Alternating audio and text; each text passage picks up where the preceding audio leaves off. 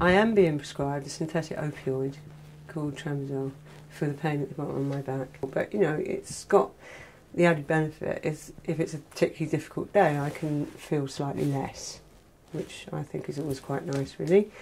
Because some people choose drugs and other people choose, you know, yoga or whatever, you know, I'm always in this kind of place of, well, why didn't you choose yoga and, you know, be more brave and not take drugs? And I mean, the honest answer is probably that I like opiates, actually.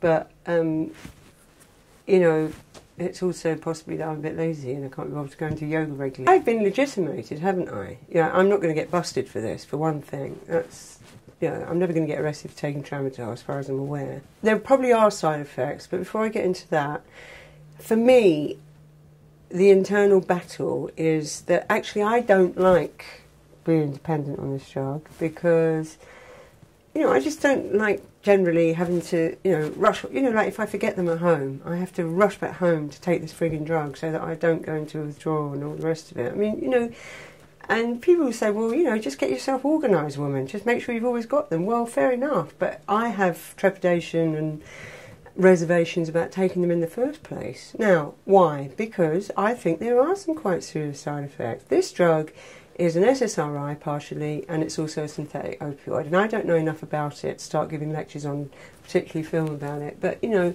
certain things are happening to my body right now that I want and I'm going to get people to investigate, you know. And ultimately what I'd quite like to do is come off it completely and see if I can just cope with the pain. Can I do that is another different question. There's a part of me increasingly that wants to.